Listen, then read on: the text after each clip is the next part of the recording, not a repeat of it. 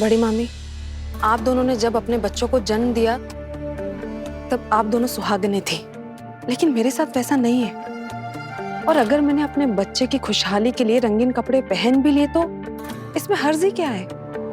आपका बच्चा नहीं पाखी दीदी।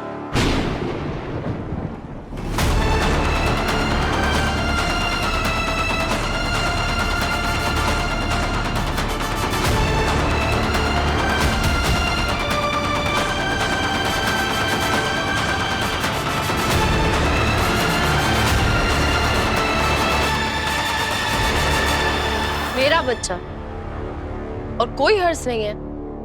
औरत को पूरा हक होता है, वो जो चाहे वो पहने। तू बीच में आकर अपनी बकवास मत कर। पत्रलेखा ऐसे कपड़े कैसे पहन सकती है? बड़ी मामी, आप बार बार मुझसे कहती रहती है ना कि मुझे खुश रहना चाहिए, और ऐसे तैयार होकर मुझे खुशी मिलती है, तो इससे आपको प्रॉब्लम क्या है? पत्रलेखा, सुनो मेरी बात। जहाँ तक तुम्हारा इरादा खुश रहने का और तुम्हारे पेट में पल रहे बच्चे को खुश रखने का है, तो तुम्हारे इस पहनावे से इस घर में किसी को भी कोई प्रॉब्लम नहीं।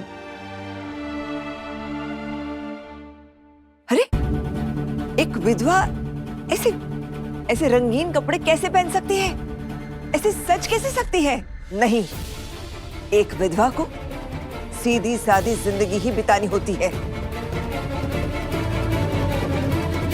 काकू, एक औरत जिसने अपना पति खोया है, अपना जीवन साथी खोया है, जिसकी जिंदगी रातों रात बेरंग हो गई है, अगर वो कुछ रंगीन कपड़े पहनकर थोड़ी सी खुश होना चाहती है, तो इसमें किसी को क्या प्रॉब्लम हो सकती है?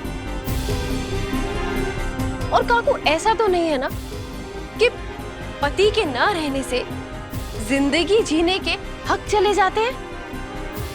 एक लड़की को जो वो चाहती है वो पहनने का पूरा हक है, फिर वो कुंवारी हो, शादीशुदा हो या विधवा हो। जिंदगी ने जिस औरत से सारी उसकी खुशियां छीन ली, समाज उससे ये छोटी छोटी खुशियां क्यों छीनना चाहता है?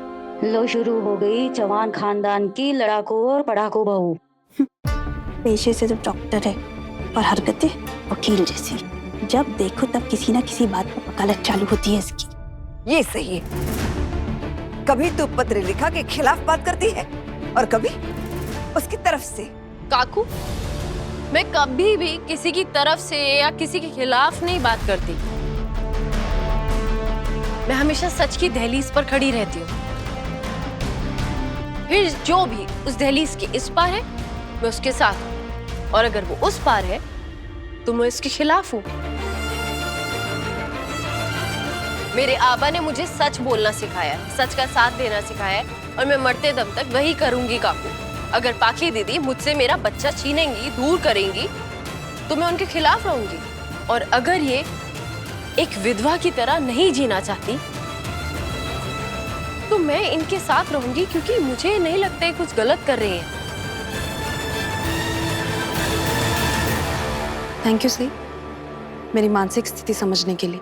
वैसे सच में समझ तो नहीं पा रही हूँ कि आपके दिमाग में चल क्या रहा है। तुम कभी समझ भी नहीं पाओगी। मेरा मतलब है कि सही, मैं अभी दिमाग से नहीं, दिल से सोच रही हूँ। भले इस बच्चे में मेरा अंश नहीं है, लेकिन मेरी फीलिंग्स का असर तो इस पर पड़ेगा ही ना। अब मेरे दिल में सम्राट के बिछड़ने का जो गम है, उसकी कमी मुझे अंदर ही अंदर खाई जा रही है, और उस सब का असर मैं इस बच्चे पर क्यों पड़ने दूं? इसीलिए मैंने ऐसे एक सुहागन जैसे कपड़े पहने। मैं इस बच्चे को बताना चाहती हूँ कि उसकी माँ खुशहाल है, सुहागन है। मेरे बच्चे के लिए आप खुश रहना चाहती हैं, खुश रहिए, मैं आपके साथ हूँ।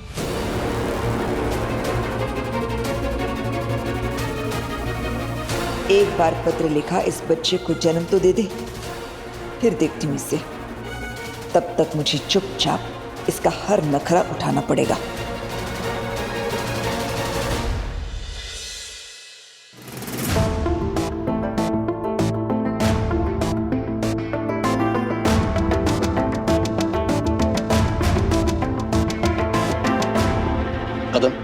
फाइल का रिव्यू हो जाना चाहिए, ठीक है? जी सर।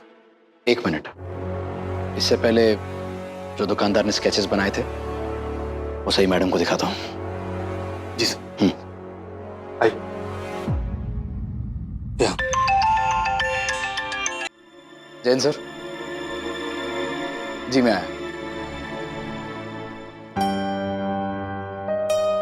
सुनो, जिस आदमी से तुमने फोन खरीदा था ये वैसे ही दिखता है? नहीं साहब, ऐसा तो नहीं दिखता था। मैम आप कुछ बता सकती हैं उनके चेहरे के बारे में या कद काठी कुछ, जिससे स्केच बनाने में मदद मिलेगी? हाँ हाँ बिल्कुल बता सकती हूँ। वो ना 2 लोग थे, उनमें से एक ऐसा थोड़ा मोटा था लेकिन थोड़ा और मोटा था, और उसकी आंखें ना बड़ी बड़ी थी, ऐसी नहीं थी।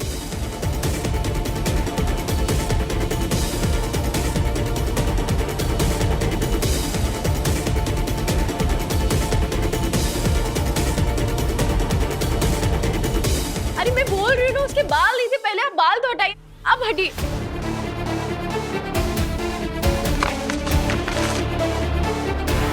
मैं दूसरे वाले का बनाती हूँ। उसका चेहरा ना ऐसे लंबा था और गाल ऐसे दबे हुए थे, दबे हुए। हाँ, और उसकी आंखें ऐसे छोटी छोटी आंखें थी, और बाल उसके ऐसे लंबे, ऐसे खड़े हुए थे बाल। नहीं नहीं है ये, नहीं बना पा रही। सही। प्लीज शांत हो जाओ। ये तुम्हें पता है सिर्फ कुछ % ऐसे स्केचेस होते हैं जो सही बनते हैं, जिनसे मुजरिमों को पकड़ने में मदद मिलती है। So just relax. आप अगर ये बात मुझे अपनी पत्नी को कह रहे हैं कि सिर्फ कुछ % चांस होता है मुजरिमों को पकड़ने का स्केचेस के थ्रू, तो फिर जो आम जनता आपके पास मदद के लिए आती है उनको तो क्या ही कहते होंगे? सही। पहले तो शांत हो जाओ और अपने पर्सनल गुस्से को मेरे प्रोफेशन पे मत निकालो। अब तुम ये भी पूछोगी कि मैं कैसा पुलिस वाला हूँ? हाँ, तो अभी तक आपको पकड़ लेना चाहिए था, उन मुजरिमों को पकड़ के मेरे सामने खड़ा कर देना चाहिए था।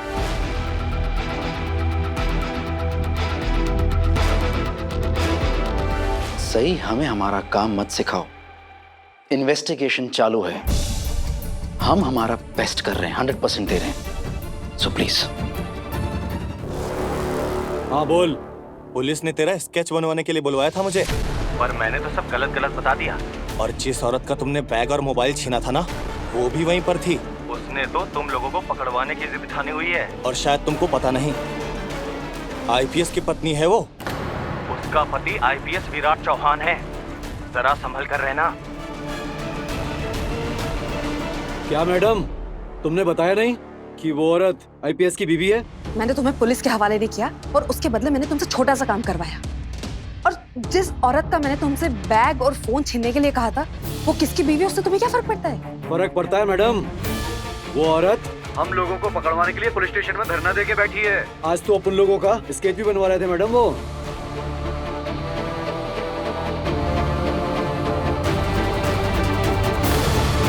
क्या?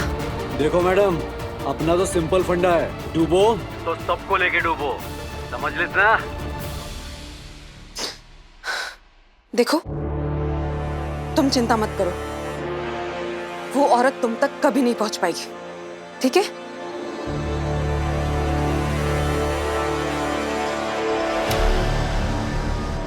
मुझे किसी भी तरह सही का ध्यान कहीं और लगाना होगा, लेकिन कैसे, क्या करूं?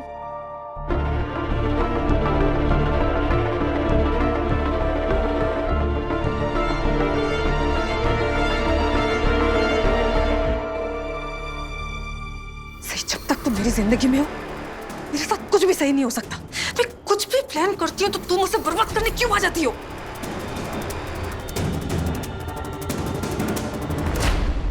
अब मैं इसे कैसे रोकूं? आई,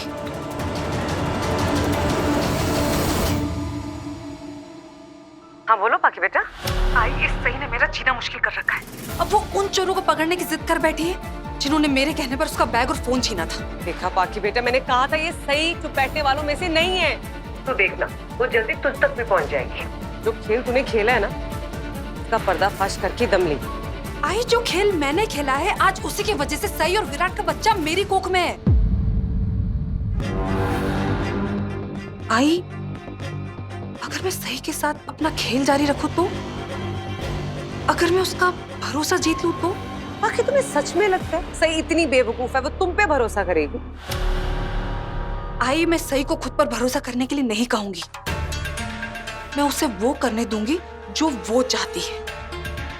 सही अपने बच्चे के करीब रहना चाहती है ना, तो ठीक है, मैं उसे अपने बच्चे के करीब रखूंगी। उसे लगने लगेगा कि मैं उसकी बात समझ गई हूँ और धीरे धीरे मैं उसके करीब जाऊंगी और कोशिश करूंगी कि उसका ध्यान उन गुंडों से भटका दूं। पता नहीं बेटा, लेकिन मुझे तो इस सब में बहुत रिस्क लग रहा है। जिंदगी का दूसरा नाम है रिस्क है, और जो इंसान रिस्क नहीं लेता है ना, वो कभी जीत नहीं पाता। और मुझे अब बस जीतना है, और मैं ये रिस्क लेने को तैयार हूँ। अब मैं उस सही को अपने जाल में फंसा कर ही रहूंगी।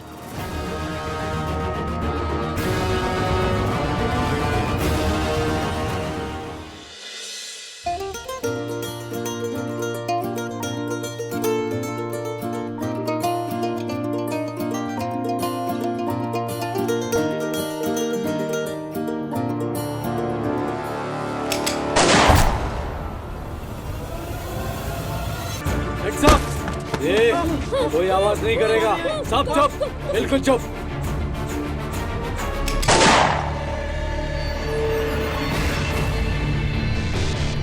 लूट लो सारा माल। चल इधर चल इधर तू भी इधर बैठ।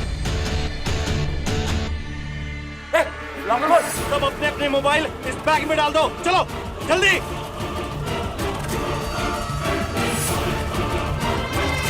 तेरे को क्या अलग से बोलना पड़ेगा? चल मोबाइल डाल इसमें। निकाल निकाल निकाल।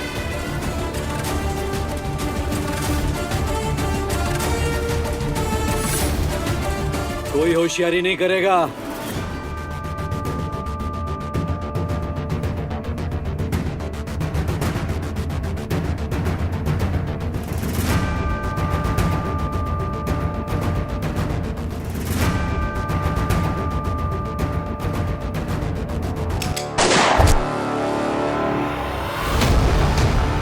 कहा था ना, कोई होशियारी नहीं। चल इधर चल चल तू भी तू इधर बैठ उधर नीचे चल चल इधर बैठ। और अब कान खोलकर सुन लो, हमारे जाने के बाद अगर किसी ने भी पुलिस को फोन करने की कोशिश की तो यही हाल होगा उसका, समझे? चलो। कोई आवाज नहीं करेगा।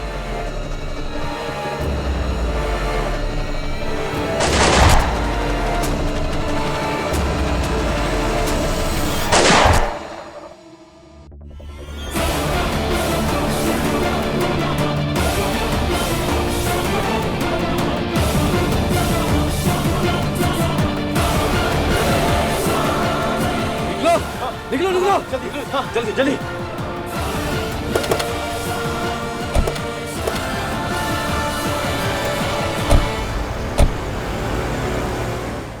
सही, अब तो बात भी हो गई ना।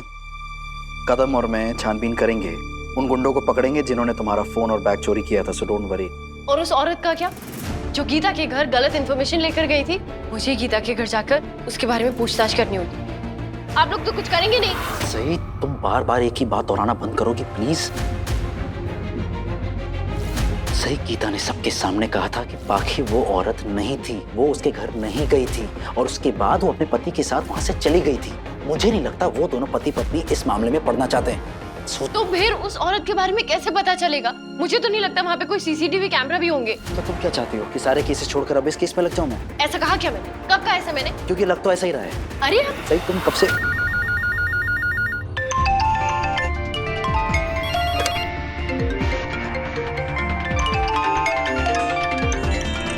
जी सर।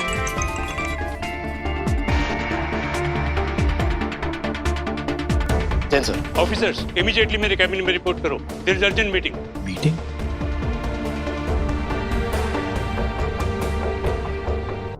चलो। बैंक में डकैती हुई है। मौका वारदात पर हमारे नजदीक के पुलिस स्टेशन से कुछ ऑफिसर्स पहुंचे, लेकिन लुटेरों ने फायरिंग शुरू कर दी। हमारे 2 जवान शहीद हो गए हैं और 3 जिंदगी और मौत से लड़ रहे हैं। मौके का फायदा उठाकर लुटेरे वहां से भाग निकले हैं ब्लैक एसयूवी में, और वो नागपुर की तरफ ही आ रहे हैं। याद रखना कि उनके पास खतरनाक हथियार हैं।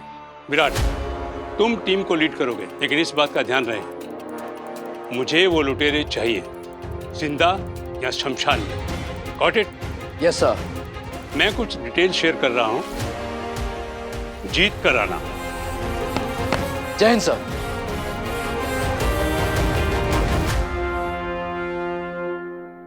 अरे आप कहाँ जा रहे हैं? कोई मिशन है क्या? तुमसे मतलब? क्योंकि तुम जब से यहाँ आई हो एक ही चीज बोल रही हो, मैं कैसा पुलिस वाला हूँ, मुझे ड्यूटी करना नहीं आता। तुम्हें तो ऐसा भी लगता है ना कि मैं अपना काम ठीक से नहीं कर सकता हूँ। लेकिन गेस व्हाट, डीआईजी सर को ऐसा नहीं लगता, इसीलिए शायद उन्होंने मुझे इस मिशन को लीड करने के लिए चुना है।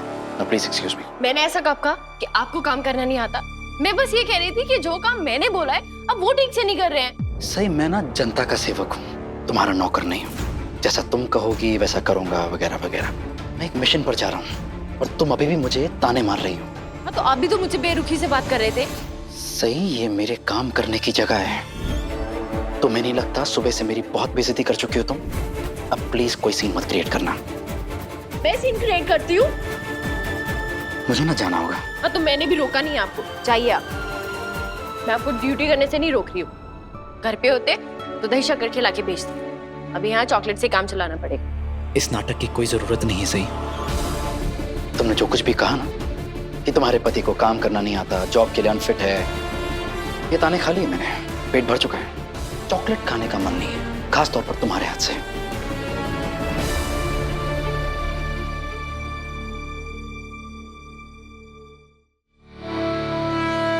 शिंदे जी सर। कंट्रोल रूम को इतला कर दो, उनको बोलो हाई अलर्ट पे रहे, और उनको ये भी बोलो बैकअप रेडी रहना चाहिए। जी सर। मुझे पूरे नागपुर में नाकाबंदी चाहिए। जैसे कि आप सब जानते हैं, ये लुटेरे ब्लैक एसयूवी में भागे हैं। इस गाड़ी की जितनी भी डिटेल्स है, सारी डिटेल्स ट्रैफिक पुलिस के पास पहुंच जानी चाहिए। बॉर्डर पर भी सिक्योरिटी बढ़ा दो। जी सर। एक भी गाड़ी इस शहर में ना तो आएगी ना बाहर जाएगी चेकिंग के बिना। Got it? Okay sir. चला। पत्र लिखा, ये काजू किशमिश हे सारा मेवा तुझ्यासाठी आहे. पूर्ण दिवस मूग चालत राहिलं पाहिजे. पत्रलेखा, ये लो बेटा, ये बादाम डाला हुआ हल्दी का गरम गरम दूध पी लो, बहुत फायदा करता है. थैंक यू अश्विनी मामी.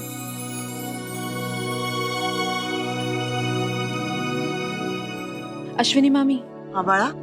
बताए, आपने जो बात कही थी ना, मैंने उसके बारे में सोचा और मुझे लगा कि आप बिल्कुल ठीक कह रही थी. ये बच्चा सही का है और मैं तो बस इसे जन्म दूंगी. मैं भला इस बच्चे को सही से दूर कैसे रख सकती हूँ? इसलिए मैंने फैसला कर लिया है कि अब मैं अपने नियमित जांच के लिए खुद का नाम सही के हॉस्पिटल में रजिस्टर करवा लेती हूँ. खरच? क्या बोल रही है?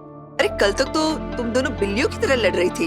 तू चाहती थी कि सही तेरे आसपास भी ना आए, और ये आज अचानक क्या हो गया जो तू सही के हॉस्पिटल में अपनी जांच कराने जा रही है?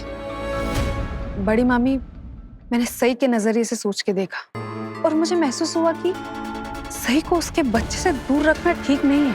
मैं अपने स्वार्थ के लिए एक माँ को अपने बच्चे से अलग कैसे रख सकती हूँ? मैं अभी विराट को फोन करके पूछती हूँ कि वो मुझे सही के हॉस्पिटल छोड़ सकता है या नहीं.